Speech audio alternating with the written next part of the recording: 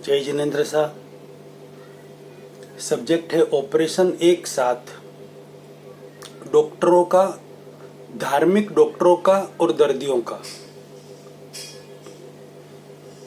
इसी सब्जेक्ट पर 2 वीडियो बन चुके हैं, ये तीसरा वीडियो है। आप सबसे विनंती, वीडियो कैसा लगा उसकी प्रतिक्रिया जरूर देवें, और वीडियो अच्छा लगा हो तो ज़्यादा से ज़्यादा शेयर करावे ताकि लाखों करोड़ों लोगों को में जागृति आए।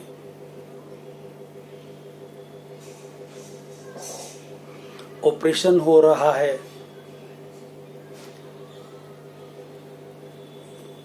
ऑपरेशन में कट लगते हैं,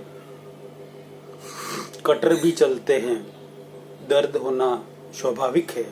भाव नहीं है दर्द देने के, भाव है सिर्फ आत्मकल्याण के। मगर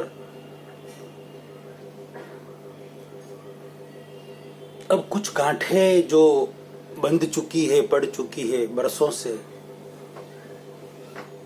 उसे निकालने में दर्द तो होता है।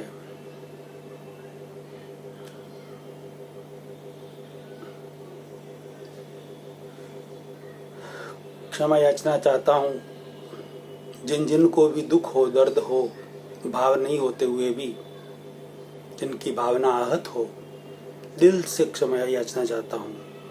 मेरा भाव सिर्फ और सिर्फ आप सबका, गृहस्थियों और सन्यासियों का आत्मकल्याण हो, यही भाव है।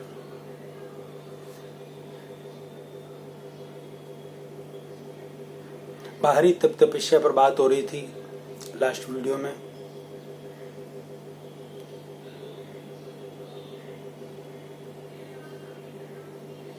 आचार्य श्री महाश्रमण जी से लास्ट ईयर नंदनवन में बात हो रही थी कि गुरुदेव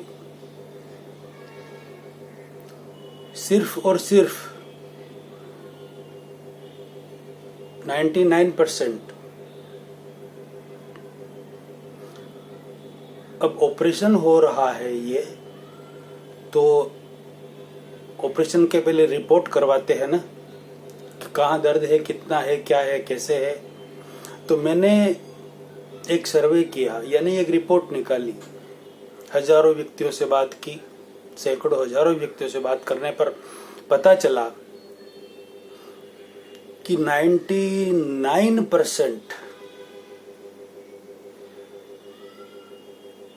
व्यक्ति यह चाहते हैं कि मैं कोई भी उपवास से लगाकर कोई भी तप तपस्या करूं। मैं आपकी बात नहीं कर रहा, आप जो वीडियो सुन रहे हैं ना, आप अपवाद है उसमें से कि मुझे कोई मेरी साता पूछे,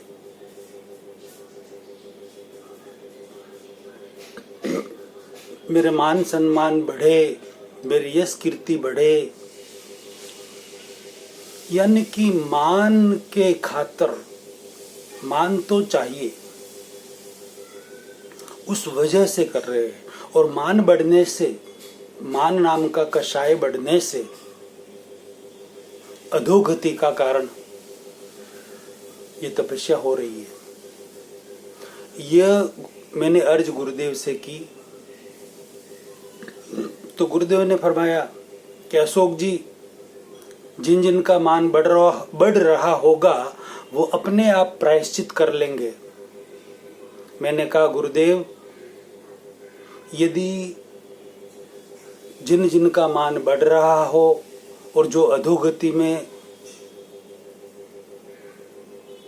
जाने वाले हो, ऐसा यदि उन्हें पता हो खुद को, तो वो अधोगति का रास्ता तो कौन चुनेगा। इसलिए गुरुदेव, लोगों को पता नहीं है कि मान कषाय बढ़ने से हम अधोगति में जा रहे हैं। यह तो आप सब गुरुदेवों को, सब चारित्रात्माओं को अपने व्याख्यान में अच्छी तरह से लोगों को समझाना होगा।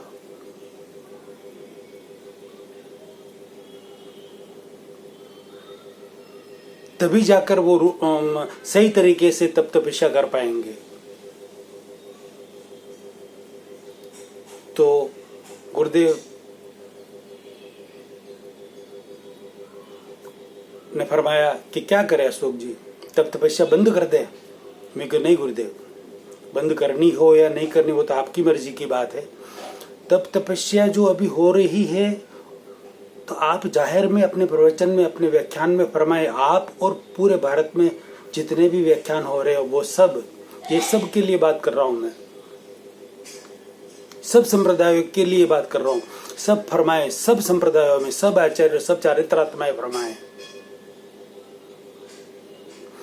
कि आप तप तपस्या करो, मगर मान की चाहत रखकर मत करो, कीर्ति की चाहत रखकर मत करो।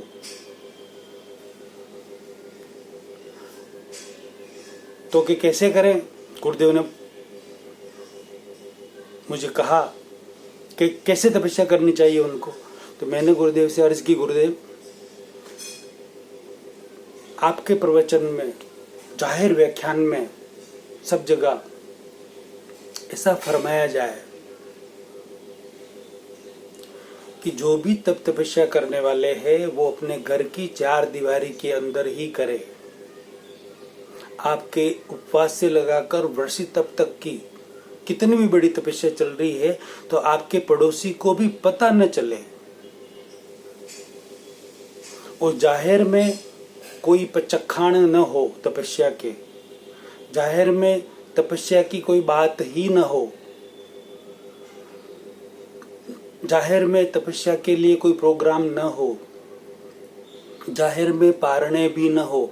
पारणा, तपस्या करना और पारणा करना सिर्फ अपने घर की चार दीवारी के अंदर ही करे। कोई जरूरी नहीं जाहिर में तपस्या का पारणा करे। इतने सब साधु साध्वी किसी से भी, अरे तपस्या का पचखाण करे, इतने कोई भी साधु साध्वी से आप पचखाण कर सकते हैं, खुद भी पचखाण ले सकते हैं।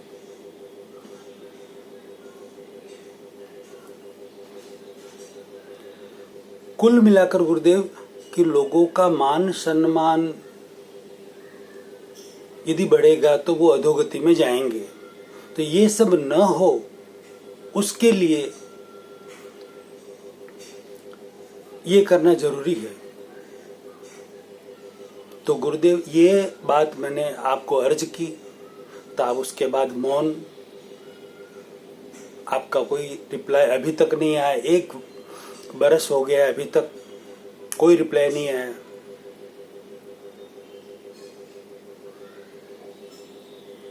तो आपने फरमाया गुरुदेव उसके बाद एक बात और, क्या अशोक जी आप कह रहे कि अंतर तप करो, तो अंतर तप कैसे करें? अंतर तप मैंने गुरुदेव आपसे अर्ज की, अंतर तप जैसे भगवान ऋषभ देव जी ने किए थे, यानी कि जब किसी व्यक्ति को भोजन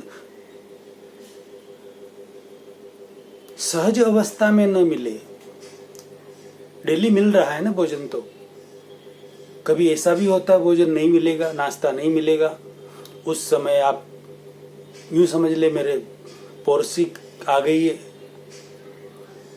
दोपहर तक नहीं मिला तो एकासन समझ ले, पूरा दिन नहीं मिला तो उपवास समझ ले। भगवान ऋषभ देव जी ने यही किया था, राइट? तो इसी तरीके से जो प्राप्त तप है उन तपों को ही करे, नए सिरे से तप खड़े न हो।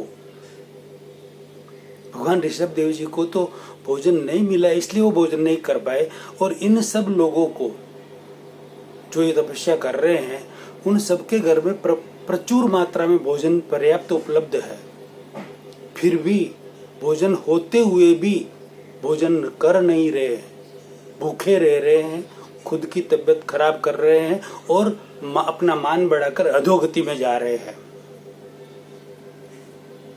ये कहां तक उचित है? मैं ऐसा नहीं कहता कि तपस्या नहीं करनी चाहिए, तपस्या तो खूब करनी चाहिए। कब करनी चाहिए? जब शरीर की शुद्धि करनी हो, पेट खराब हो, अजीर्ण हो गया हो और कोई असाध्य बीमारी हो, तो हम अपनी शारीरिक शक्ति के अनुसार निर्जल, सजल या जिसके साथ 1 से लगाकर 10 दिन, 5 दिन, 15 दिन, 20 दिन की तपस्या कर सकते हैं, महीना भर भी कर सकते हैं। अपनी शारीरिक शक्ति के अनुसार करनी चाहिए ताकि हमारी शरीर की शुद्धि हो जाए। भोजन ये शरीर करता है, तो इसे भूखा रखने से इस शरीर को ही फर्क पड़ेगा। आत्मा भोजन नहीं करती तो आत्मा को भूखा रखा भी नहीं जा सकता। भोजन स्थूल है, बड़ा है, मोटा है, और आत्मा सूक्ष्माति सूक्ष्म है। स्थूल को सूक्ष्म कैसे निगल सकता है? ये तो लॉजिकल बात है, कोई भी समझ सकता है। आत्मा भोजन कर ही नहीं सकता, न कभी आत्मा ने भोजन किया है, न कर रहा है, न करेगा। तो आत्मा को ये जो तप हो रहा है अभी बाहर का, उससे कोई फर्क नहीं पड़ता, कुछ भी फर्क नहीं पड़ता। कोई कर्मों के बंधन नहीं कटते, कोई पाप दूर नहीं होता, कुछ भी नहीं होता।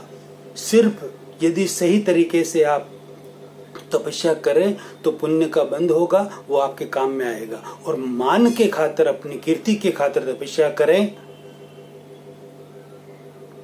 तो आपका मान नाम का कसाय बढ़ेगा और अधोगति में जाना होगा। अब इस तरीके से गृहस्थी भी और सन्यासी भी बहुत तपस्या कर रहे हैं। उसके पीछे उनका जो भी हेतु हो, यदि हेतु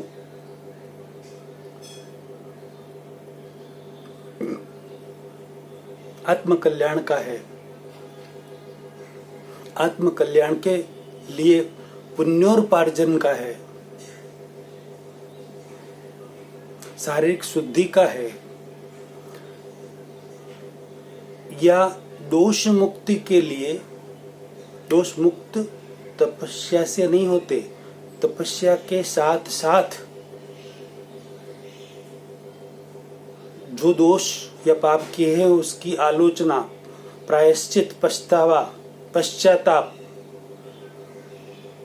प्रतिक्रमण और ऐसे दोष दोबारा नहीं करने का प्रत्याख्यान दिल से, भाव से करने से दोष नष्ट हो सकते हैं। तपस्या से नहीं होते। तपस्या करना जरूरी नहीं है, आलोचना, प्रतिक्रमण और प्रत्याख्यान करने से दोष दूर होते हैं। फिर वो तपस्या करे या न करे कोई फर्क नहीं पड़ता। भावों से, दिल से आप माफी मांगे, दोष दूर होंगे।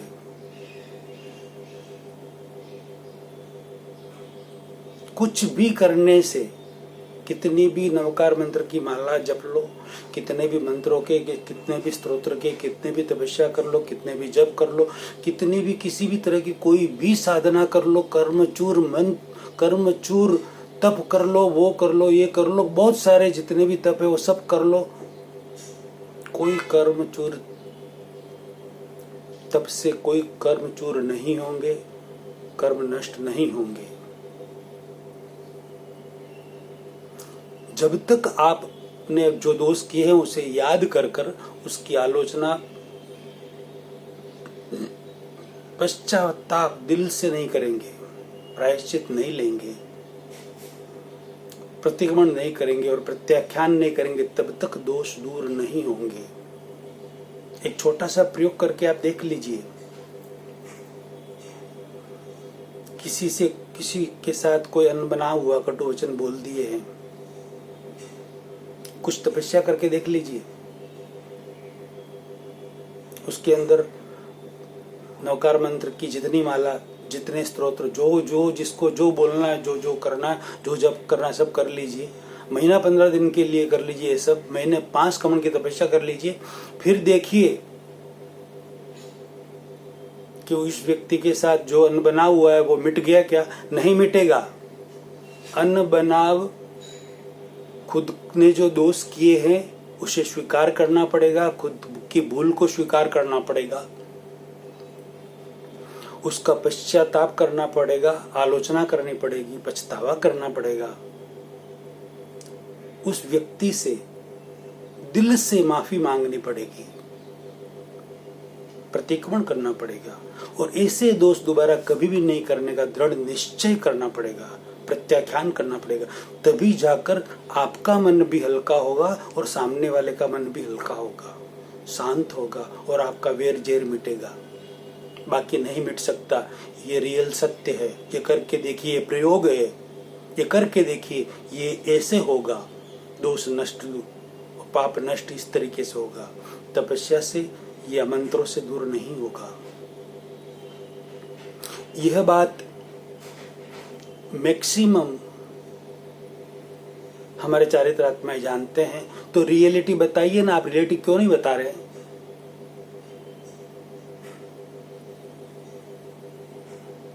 रियलिटी क्यों नहीं बता रहे हैं आप? ये अच्छी बात नहीं है। जानते हुए भी आप सब चारित्रात्माएं, सबकी बात नहीं कर रहा मैं, मैक्सिमम जो ऐसा जान रहे हैं या अब नहीं जान रहे तो ये मेरा वीडियो सुनकर जान गए हैं, अच्छी तरह से जान गए हैं, तो रियलिटी बताइए। जान कर भी, क्षमा याचना चाहता हूं,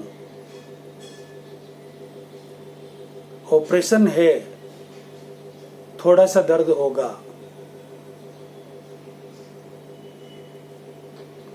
जान कर भी आप सब अनजान न बने।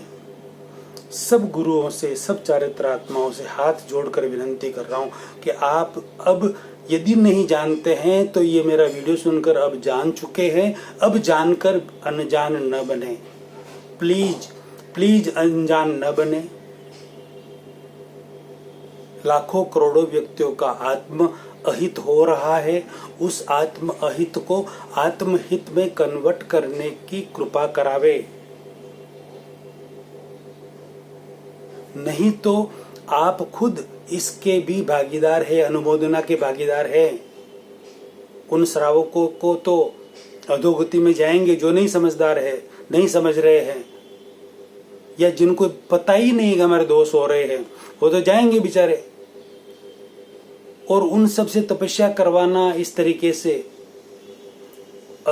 जो अधोगति में जा रहे हैं, और फिर वाहवाही उनकी अपनी खुद की भी जो चाहते हैं, ऐसा सबकी बात नहीं कर रहा मैं, कीर्ति चाहते हैं, मान सम्मान चाहते हैं, तो आप सब अनुमोदना कर रहे हैं। और अनुमोदना का अर्थ तो आप सबको अच्छी तरह से पता है। अशुभ की अनुमोदना से आप सबका भी अशुभ होगा, शुभ की अनुमोदना से आप सबका भी शुभ होगा। ये खुल्लम खुल्ली बात है। यदि किसी को कोई शंका कुशंका है तो प्लीज हाथ जोड़कर अर्ज कर रहा हूं, मेरे से बात करवाइए। मैं ऐसे और साइंटिफिक उदाहरण, एक एक वस्तु के 10-10 उदाहरण देकर अपनी बात को प्रूव कर सकता हूं। और यदि मैं कुछ गलत कह रहा हूं तो मुझे गलत प्रूव कीजिए। ये मैं आह्वान कर रहा हूं आप सब से, एक चैलेंज कर रहा हूं कि मुझे गलत प्रूव कीजिए। मुझे बहुत अच्छा लगेगा, क्योंकि मेरी भावना है कि सबका कल्याण हो, कैसे भी करके कल्याण हो। मैं हो सकता हूं गलत, मगर मैं गलत नहीं हूं, ये भी मुझे पता है, अच्छी तरह से पता है, क्योंकि मैं 10-10 उदाहरण और दे सकता हूं अच्छी तरह से। आप मुझे गलत साबित कीजिए और कुछ नया रास्ता हो तो बताइए, ताकि लोगों का कल्याण हो। मुझे तो सिर्फ लोगों का कल्याण हो वहां तक ही भाव है, कोई भाव नहीं दूसरे, कोई कीर्ति की चाह नहीं है। चाह मिट्टी चिंता गई मनुआ बेपरवाह, जिनको कुछ नहीं चाहिए वो साहब के भी साह। कोई डर नहीं, कोई भय नहीं।